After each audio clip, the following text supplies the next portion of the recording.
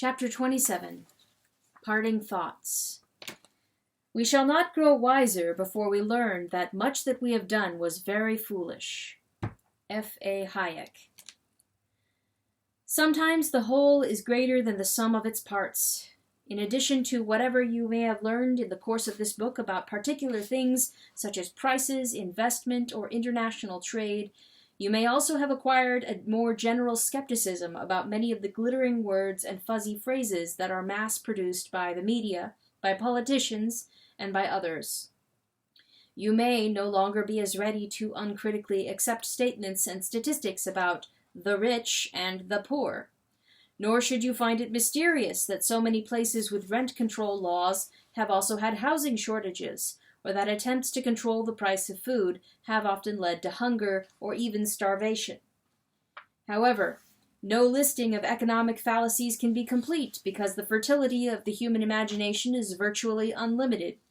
New fallacies are being conceived or misconceived, while the old ones are still being refuted. The most that can be hoped for is to reveal some of the more common fallacies and promote both skepticism and an analytical approach that goes beyond the emotional appeals which sustain so many harmful and even dangerous economic fallacies in politics and in the media. This should include a more careful use and definition of words, so that statements about how countries with high wages cannot compete in international trade with countries which have low wages do not escape scrutiny because of confusing high wage rates per unit of time with high labor costs per unit of output. Similar confusion between tax rates per dollar of income and total tax revenues received by the government has often made rational discussion of tax policies virtually impossible. Many economic fallacies depend upon 1. Thinking of the economy as a set of zero-sum transactions, 2. Ignoring the role of competition in the marketplace, or 3. Not thinking beyond the initial consequences of particular policies. If economic transactions could benefit one party to those transactions only at the expense of the other party, then it would be understandable to believe that government intervention to change the transaction's terms would produce a net benefit to a particular party, such as tenants or employees. But if economic transactions benefit both parties, then changing the transaction's terms to favor one side tends to reduce the number of transactions that the other side is willing to engage in. In a world of positive-sum transactions, it is understandable why rent control laws lead to housing shortages and minimum wage laws increase unemployment. Few people are likely to explicitly say that economic transactions benefit only one party to those transactions, but many fallacies persist because of implicit assumptions that people do not bother to spell out, even to themselves.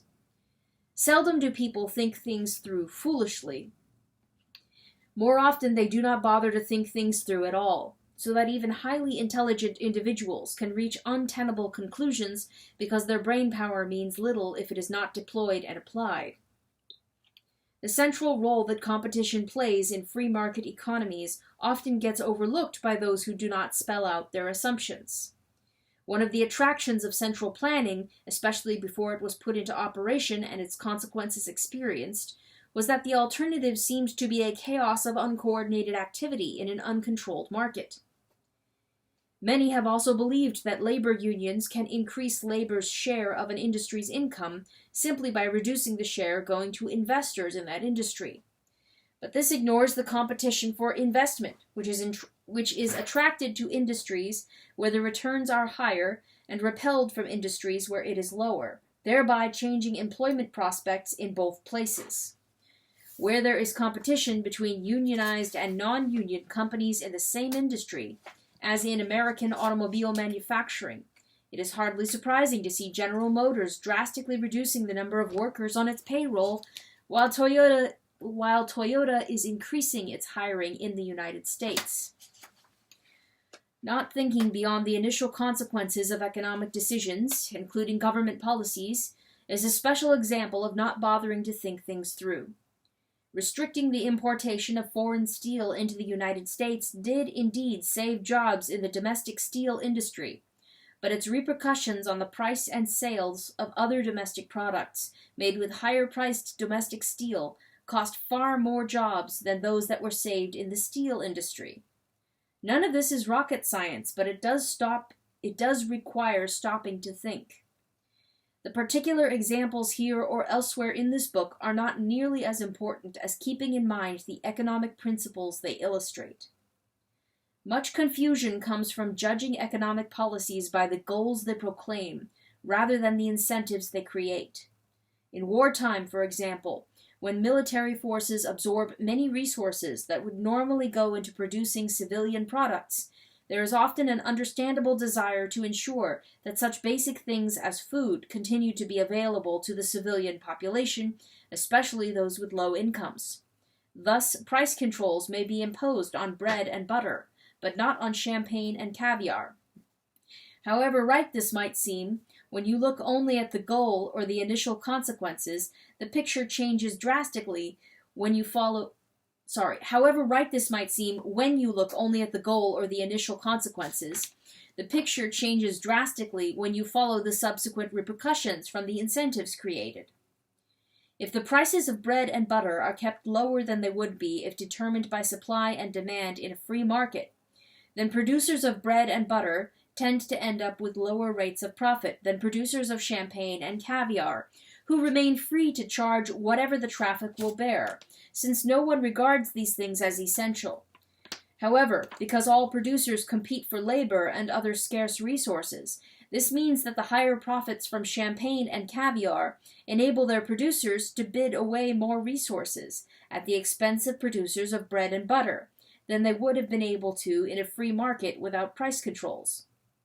Shifting resources from the production of bread and butter to the production of champagne and caviar is one of the repercussions that escapes notice when we fail to think beyond the initial stages of consequences of economic policies. For similar reasons, rent control tends to shift resources from the production of ordinary housing for moderate income people toward the building of luxury housing for the affluent and wealthy. The importance of economic principles extends beyond things that most people think of as economics. For example, those who worry about the exhaustion of petroleum, iron ore, or other natural resources often assume that they are discussing the amount of physical stuff on the planet. But that assumption changes radically when you realize that statistics on known reserves of these resources may tell us more about costs of exploration and about the interest rate on the money that finances this exploration than about how much of the resource remains on Earth. Nor is the amount of physical stuff necessarily what matters, without knowing how much of it can be extracted and processed at what costs. Many other decisions that are not usually thought of as economic may in fact have serious economic repercussions. For example, some communities may decide to restrict how tall local buildings will be allowed to be built, without any thought that this has economic implications, which can result in much higher rents being charged. Footnote: When laws prevent the building of 10-story apartment buildings, a 5-story apartment building on the same land now has higher costs per apartment because the cost of the land, which can be higher than the cost of the building in some places, has to be recovered in the rent charged to only half as many people. End footnote. These are just some of a whole range of problems and issues which, on the surface, might not seem to be economic matters, but which nevertheless look very different after understanding basic economic principles and applying them. The importance of the distinction between policy goals versus the incentives created by those policies extends beyond the particular things discussed in this book, and indeed beyond economics. Nothing is easier than to proclaim a wonderful goal. The law to relieve the distress of the people and Reich during the Great Depression of the 1930s gave dictatorial powers to Adolf Hitler, leading to World War II, which created more distress and disaster than the German people and many other peoples had ever experienced before. What must be asked about any goal is what specific things are going to be done in the name of that goal. What does the particular legislation or policy reward, and what does it punish? What constraints does it impose? Looking to the future, what are the likely consequences of such incentives and constraints? Looking back at the past, what have been the consequences of similar incentives and constraints in other times and places? As the distinguished British historian Paul Johnson puts it, the study of history is a powerful antidote to contemporary arrogance. It is humbling to discover how many of our glib assumptions, which seem to us novel and plausible, have been tested before, not once, but many times and in innumerable guises, and discovered to be, at great human cost, wholly false. We have seen some of those great human costs. People going hungry in Russia, despite some of the richest farmland on the continent of Europe. People sleeping on cold sidewalks during winter nights in New York, despite far more boarded-up housing units in the city than it would take to shelter them all. Some of the economic policies which have led to counterproductive or even catastrophic consequences in various countries and in various periods of history might suggest that there was unbelievable stupidity on the part of those making these decisions, which in democratic countries might also imply unbelievable stupidity on the part of those who voted for them. But this is not necessarily so. While the economic analysis required to understand these issues may not be particularly difficult to grasp, one must first stop and think about the issues in an economic framework. When people do not stop and think through the issues, it does not matter whether these people are geniuses or morons, because the quality of the thinking that they would have done is a moot point.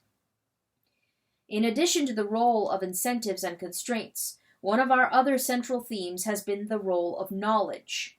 In free market economies, we have seen giant multi-billion-dollar corporations fall from their pinnacles, some all the way to bankruptcy and extinction, because their knowledge of changing circumstances and the implications of those changes lagged behind that of upstart rivals. While facts are important, understanding the implications of those facts is even more important, and that is what an understanding of economics seeks to provide.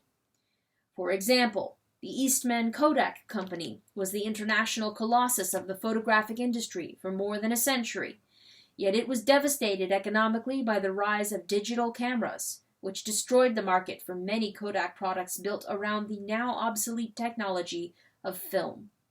Yet, what Kodak lacked was not knowledge of digital cameras which were invented by Kodak, but a failure to see the implications of this radically new technology, as well as other companies which developed the potentialities of this technology to the point where Eastman Kodak was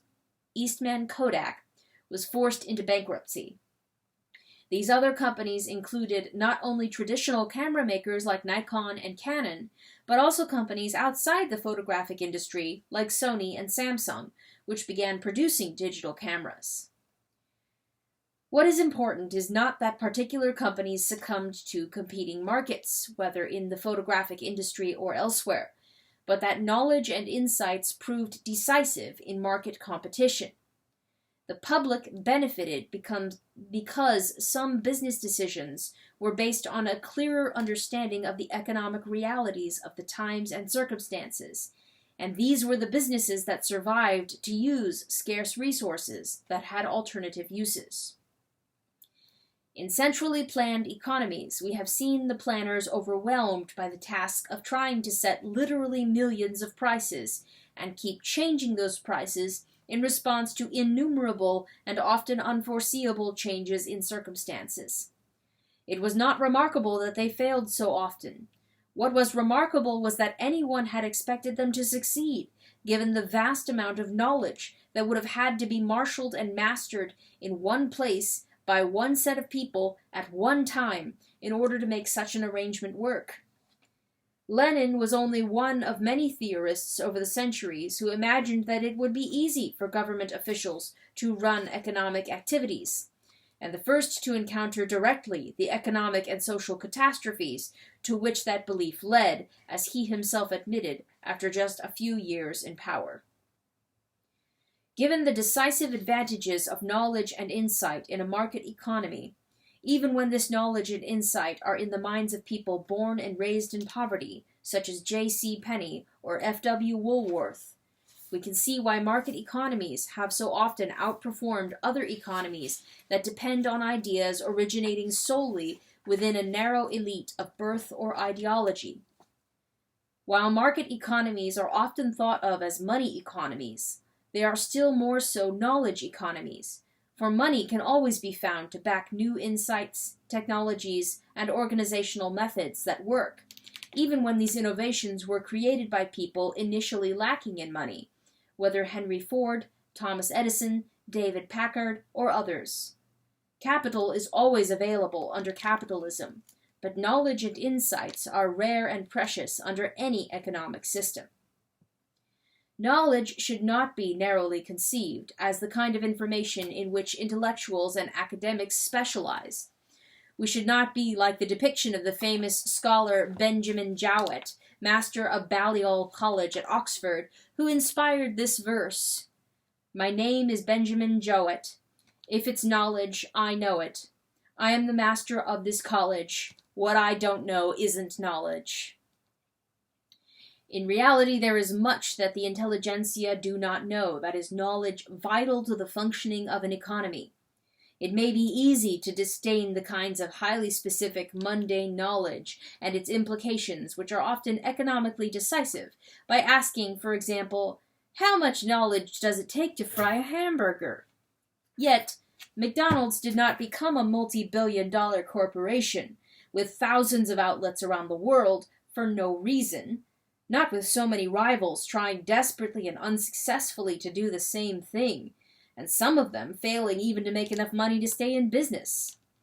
Anyone who studies the history of this franchise chain, footnote, for example, John F. Love, McDonald's Behind the Arches, end footnote, will be astonished at the amount of detailed knowledge, insight, organizational and technological innovation, financial improvisation, all-out efforts, and desperate sacrifices that went into creating an enormous economic success from selling just a few common food products.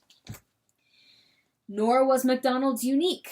All sorts of businesses, from Sears to Intel and from Honda to the Bank of America, had to struggle upward from humble beginnings to ultimately achieve wealth and security. In all these cases, it was the knowledge and insight that was built up over the years, the human capital, which ultimately attracted the financial capital to make ideas become a reality. The other side of this is that in countries where the mobilization of financial resources is made difficult by unreliable property rights laws, those at the bottom have fewer ways of getting the capital needed to back their entrepreneurial endeavors. More important, the whole society loses the benefits it could gain from what these stifled entrepreneurs could have contributed to the economic rise of the nation. Success is only part of the story of a free market economy. Failure is at least as important a part, though few want to talk about it and none want to experience it. When the same resources, whether land, labor, or petroleum, can be used by different firms and different industries to produce different products, the only way for the successful ideas to become realities is to take resources away from other uses that turn out to be unsuccessful, or which have become obsolete after having had their era of success. Economics is not about win-win options, but about often painful choices in the allocation of scarce resources which have alternative uses. Success and failure are not isolated good fortunes and misfortunes, but inseparable parts of the same process. All economies, whether capitalism, socialism, feudalism, or whatever, are essentially ways of cooperating in the production and distribution of goods and services, whether this is done efficiently or inefficiently, voluntarily or involuntarily. Naturally, individuals and groups want their own particular contributions to the process to be better rewarded, but their complaints or struggles over this are a sideshow to the main event of complementary efforts which produce the output on which all depend. Yet invidious comparisons and internecine struggles are the stuff of social melodrama, which in turn is the lifeblood of the media and politics, as well as portions of the intelligentsia.